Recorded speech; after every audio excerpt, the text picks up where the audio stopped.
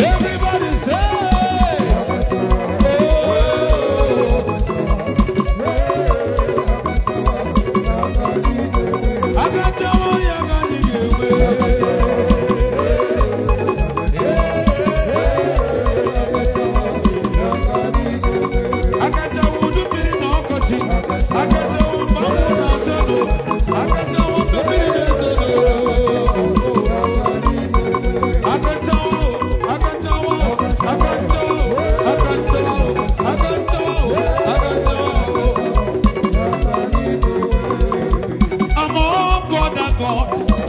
the difference is clear. Among other gods, you are the only true God. Among other gods, the difference is clear. Among other gods, you are the only true God. Yes, Shaddai.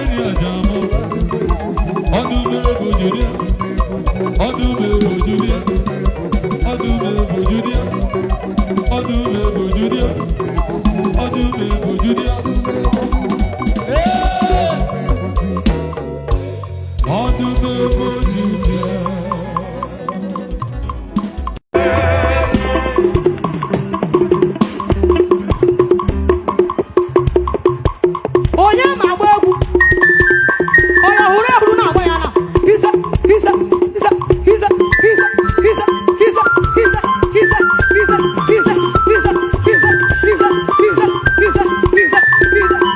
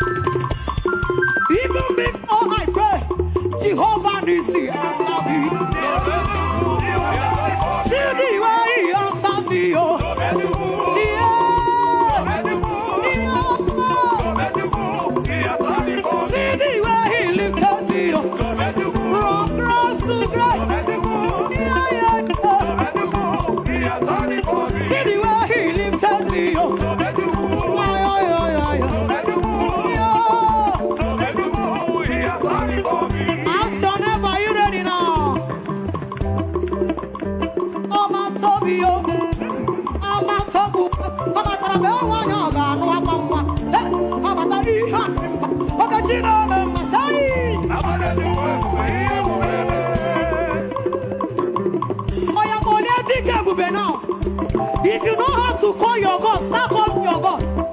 Oh, what things are them now? Oh, what cool are them now? Yeah, Baba, start calling your God now. Oh, what to be your good.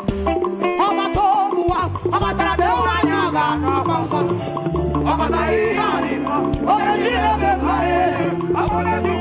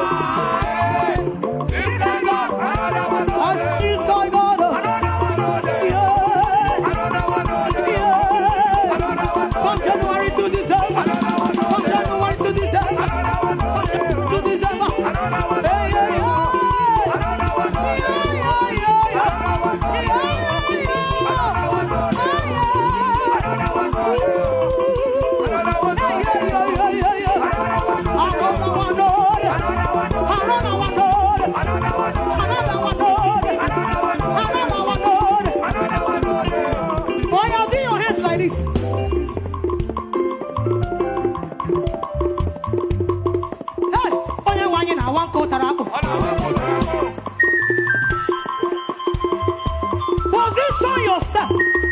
Here, here, here, here. Ihe ọbụla na-adịrọ mma na ndụ gị, ọ ga-akpọchi ya n'abalị a. He's breaking it n'abalị a. He's breaking that chain tonight. Hey! Hey! Onye nwanyị na-awa mkpara akpụ. Ọ na-eme ihe siri ike. Ọ na-eme ihe siri ike. Ọ na-eme ihe siri ike. Ọ na-eme ihe siri ike. Ọ na-eme ihe siri ike. Ihe anyị Chukwu, ihe anyị Chukwu.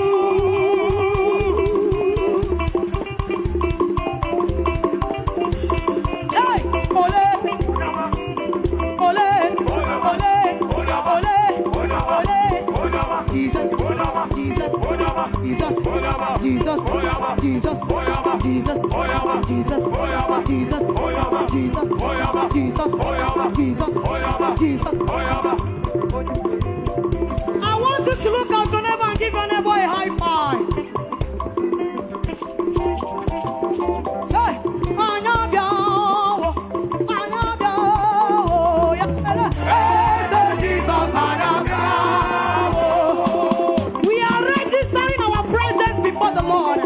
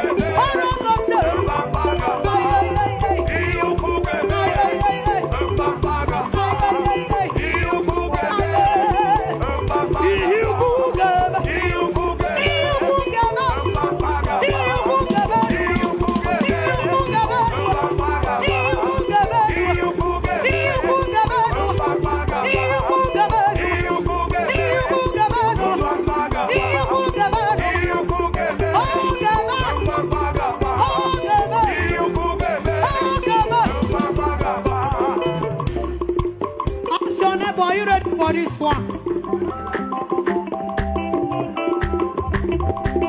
I'm gonna buy for this one. Hey, only Romo got two come.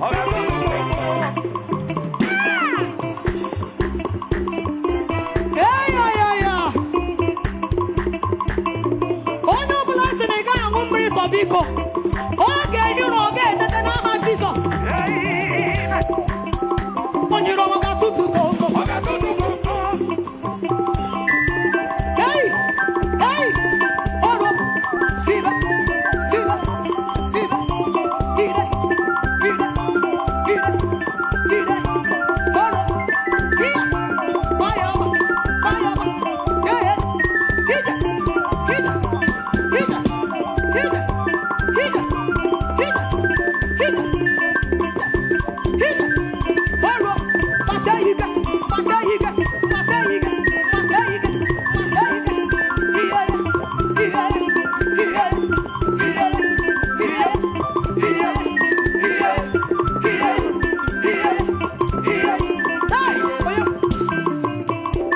Romo got to go. Talk to your neighbor and give your neighbor a high five.